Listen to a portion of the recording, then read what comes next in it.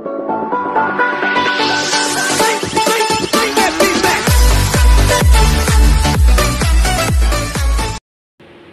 mga ka-for parents! Welcome back to my channel.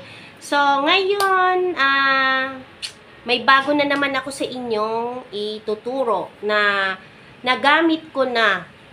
Lalo na ngayon, di ba? Tag-init na ngayon. So, medyo mainit ang panahon. Uso na naman yung mga kuto sa mga aso natin.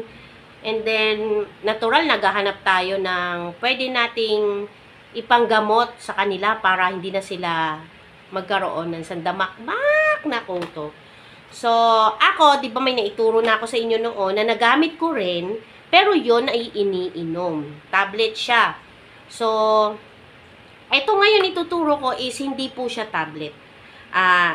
Siya po ay ina-apply sa balat, sa batok. So, ito po yon. Yan. Castle Pet. So, subok ko na to. Bago ko ituro sa inyo to, nasubukan ko na siya. So, ganito lang yung pag-apply niyan. Ito lang, ganito lang.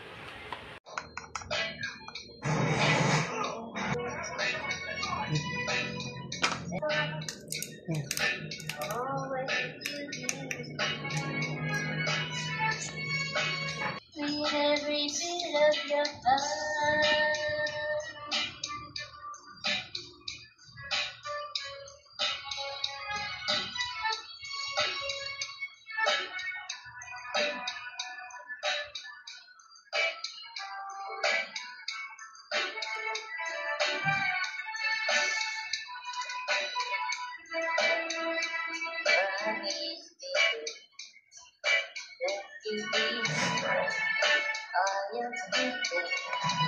Every letter, every sound, every voice. When we are all apart, all into the So, ayan guys, nakita nyo na kung paano ko siya in-apply. So, nakita nyo na madali lang siya ilagay sa batok lang hanggang sa may mga gulugot, sa mga gilid. Yan. And then, kahit within 24 hours, makikita nyo yung effectiveness niya kasi unti-unti nang nalalaglag yung mga kuto. Diba parang katulad nung sa ginamit ko sa Bravecto, since yun ay iniinom, ito, nilalagay lang sa balat. Kahit na konti lang yung laman niya, is effective siya. As in, intayin nyo lang. Magpo-fall off talaga yung kanilang mga kuto. So, ito, nasubukan ko muna to dun sa mga alaga kong aso. So, masasabi ko talaga na effective siya. Kaya, sinishare ko sa inyo na maganda siya. Since na ang Bravecto is, naituro ko na rin sa inyo, ngayon, kung medyo hindi naman kayo nagtitipid sa budget, pwede nyo bilhin yun. Kasi, yon favorite pa rin ng aso kasi, alam nyo na, nakakain. So, ito naman, medyo mura lang talaga siya. I-compare nyo siya dun sa Bravecto. Pero, hindi ko sinasabi na huwag kayong bumili ng Bravecto. Ito sa mga budget-friendly lang po. Yung mga nagtitipid po, yung mga wala pong pang-budget para pangtanggal sa kuto ng mga aso. Pero gusto nila maging healthy yung mga aso nila.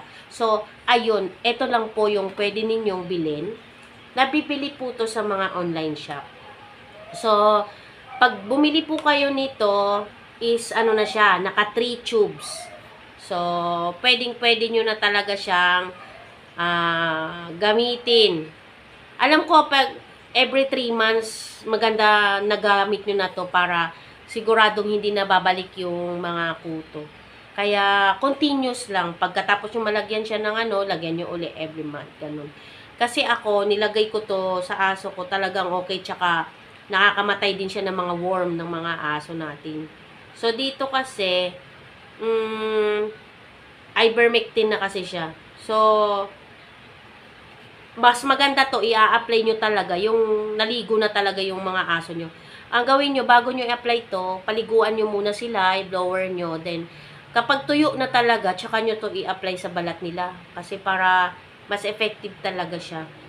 So, doon malalaman nyo na maghintay lang kayo ng after 24 hours. Yung iba minsan nalalaglag na sila kahit hindi pa 24 hours. Pero ako, ginamit ko talaga to, nalaglag talaga yung mga kuto nila. Ang dami talaga. As in, yung maraming kuto na nandito sa amin, ako, sabi ko sa inyo, gapang talaga sila. Tanggal agad sila sa balat ng aso. Sigurado. Ito, marami ang nagtitinda nito online, pero iba-iba ang presyo nila. Ngayon, nasa sa inyo na lang. Pero, ito na, nasasabi ko legit to kasi legit store tong binilan ko. Castle store talaga to. So, marami silang items. May ituturo pa ako sa inyong iba na mga items nila. May mga sabon, may shampoo, ganun. So, basta marami silang mga items na pwede nyo gamitin. Masasabi kong okay naman siya. So, sana guys, may natutunan kayo ngayon sa itinuro ko na sana ay makatulong sa mga poor mommies na nagtitipid sa kanilang budget para sa kanilang mga alagang aso. Pero, hindi naman masamang tipirin ng ating pangangailangan sa mga aso. Kung ito naman ay effective, okay lang. Okay? Hindi naman kailangan pricey na bibilhan natin sila ng mga pricey na gagamitin. As long as meron naman palang mas cheaper, then pwede natin magamit. O, di ba? So, kung effective, go. So, ayan. Sana po may natutunan po kayo ngayon sa ibinahagi ko ngayong tutorial about dito sa Castle Pet. So, sana ay magkita-kita tayo uli sa susunod ko pong upload. Sana naman po do sa mga hindi pa po nakasubscribe, sana po pa-subscribe naman po yung channel ko para ganahan naman po ako gumawa ng mga content na pwede kong ibahagi sa inyo. Malaking tulong na po sa akin yan at yan ay ipinagpapasalamat ko ng malaki sa inyo.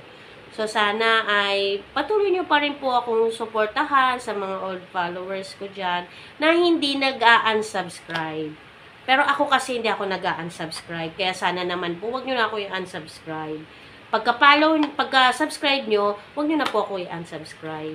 And then, sana po, panoorin nyo rin po yung mga ads ko. Kasi, malaking tulong na po sa akin yan na katulad kong monetize na. So, kailangan ko po yan na magkaroon ng views at saka ng sana lang, panoorin nyo yung ads ko. Thank you very much. God bless po sa inyo. Kita-kits po sa susunod ko pong upload. Pwede po kayo mag-comment yan sa baba. Pero hindi ako on the spot nakakasagot. Pero sasagutin ko po yan. Kung may mga katanungan po kayo, pwede nyo po akong i-chat dyan sa baba. I-comment nyo lang po yung gusto nyong itanong. And then sasagutin ko naman po yan. Nasagot naman po ako. Hindi nga lang po on the spot na sasagutin ko agad. Maraming salamat po ulit. Bye-bye!